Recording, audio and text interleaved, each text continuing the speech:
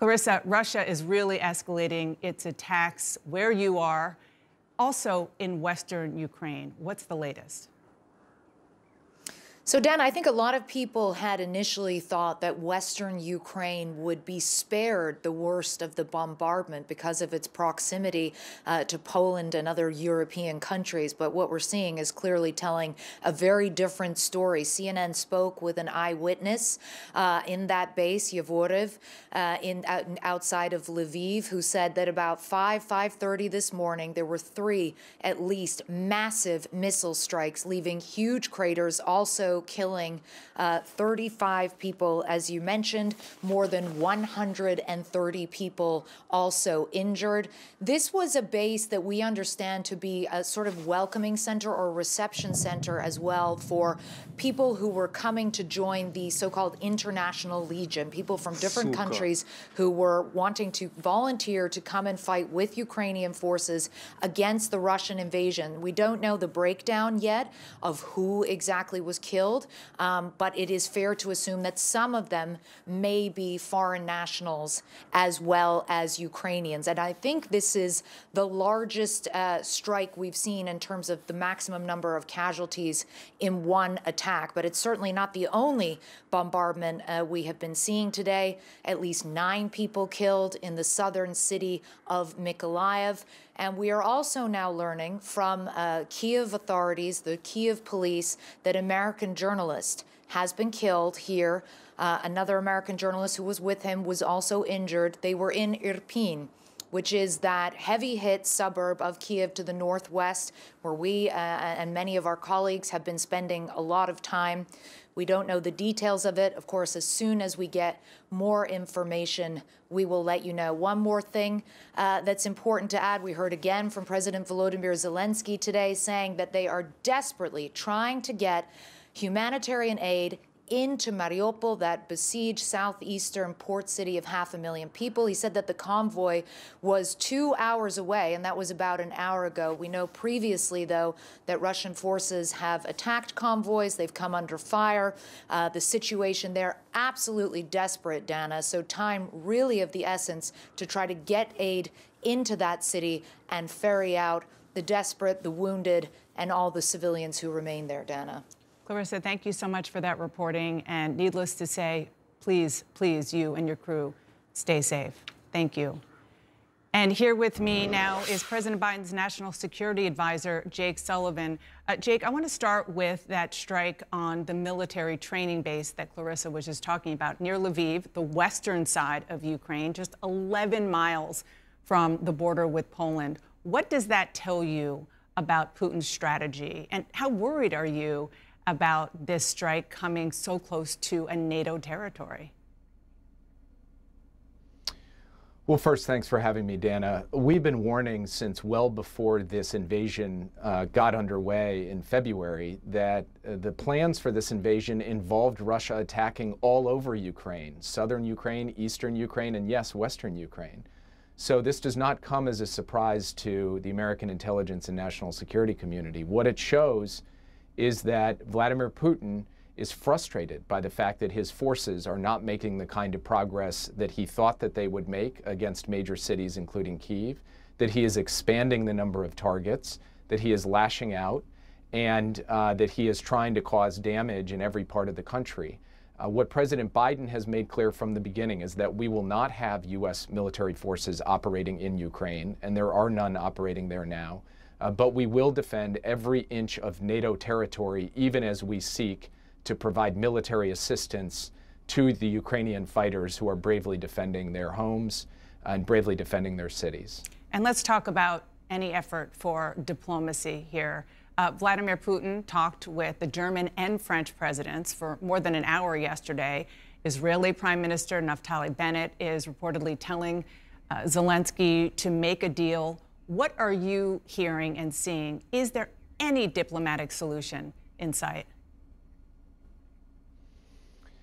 Well, we have been in close contact with the Ukrainians. President Biden spoke with President Zelensky just a couple of days ago. He speaks to him on a regular basis to get updates on what is an ongoing communication between Ukrainian negotiators and Russian negotiators. That is the negotiation that matters, because ultimately It is Ukraine that will have to make its own sovereign decisions about the shape of any diplomacy going forward.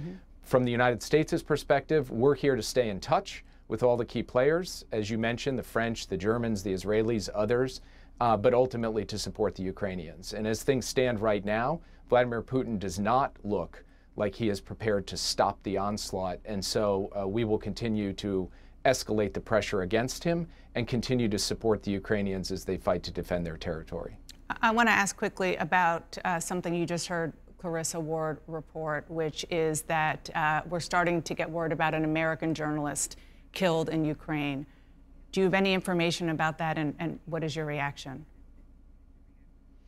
I've just had the opportunity to hear about it as I was coming on air, so I will have to consult with my colleagues and with our allies and partners and with the Ukrainians on the ground to learn more about what happened. But if, in fact, an American journalist was killed, it is a shocking and horrifying event. It is one more example of the brutality of Vladimir Putin and his forces as they've targeted schools and mosques and hospitals and journalists. And it is why we are working so hard to impose severe consequences on him and to try to help the Ukrainians with every form of military assistance we can muster to be able to push back against the onslaught of these Russian forces. Well, let's talk more about the potential for that help, particularly militarily. This week, the U.S. rejected a deal that would help get Polish fighter jets to Ukraine, but do so through a U.S. military base. The Pentagon, as you well know, was concerned that that would be perceived as an escalation by the U.S., be perceived that way in Russia. But Zelensky is still pleading for help. Members of your own party are urging urging the U.S. to help them get planes. So are you talking about another way to get Ukraine these planes, or are you ruling it out completely? Well, the president listened to the assessment of his intelligence community. He listened to the advice of his military commanders. He consulted his NATO allies, and he ultimately determined that the risk-benefit analysis of flying planes from NATO bases into contested airspace over Ukraine did not make sense, was not something that he would authorize. What he did talk to President Zelensky about on Friday was other capabilities that could achieve a similar purpose. And so we are working on that now, other anti-air systems that could help take help the Ukrainians make progress in terms of dealing with the threat that is coming from the air from the Russian side. We are working on that intensively in close coordination with our allies. Anti-air systems, does that include plane? I mean, I understand that what you just said about the president deciding that this particular deal to give Polish planes to Ukraine through the U.S. wasn't going to work, but are there other planes that you're working on getting Zelensky, because that is specifically what he's asking for? Our focus right now is on anti-air systems as well as other forms of assistance. And I'm not sure if you're referring to some other set of planes that I don't know about or some other means that I don't know about. Right now, we are not looking at the provision of the fighter jets in question to Ukraine. We are looking at other methods of getting the Ukrainian defenders advanced capabilities to be able to blunt the Russian advance and protect Ukrainian towns and cities. Jake, are you confident that supply convoys are safe? What I'm confident of is that the United States, our NATO allies and partners, and the Ukrainians have set up a system where we believe we will continue to be able to flow substantial amounts of military assistance and weapons to the front lines to help the Ukrainians ensure that Ukraine is a strategic failure for Vladimir Putin. Of course, these convoys are going through a war zone, and so to describe them as safe wouldn't quite be accurate, but we believe that we have methods and systems in place to be able to continue to support the Ukrainians as they fight very bravely, very effectively against the attacking Russian forces. The U.S. said this week that Russia has the capacity for a chemical weapon attack in Ukraine. The Polish president said today that would be a game changer.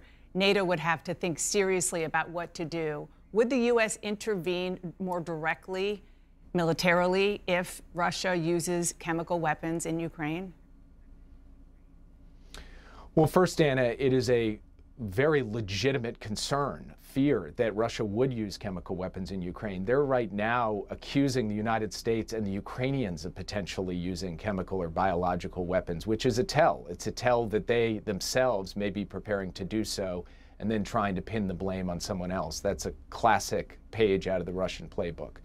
As the president said on Friday, if Russia were to use chemical weapons in Ukraine, they would pay a severe price. And I'm going to leave it at that today as we work closely with our NATO allies and partners. And together we communicate through channels to the Russians to reinforce that message that Russia, in fact, would pay a severe price if they use chemical weapons in Ukraine.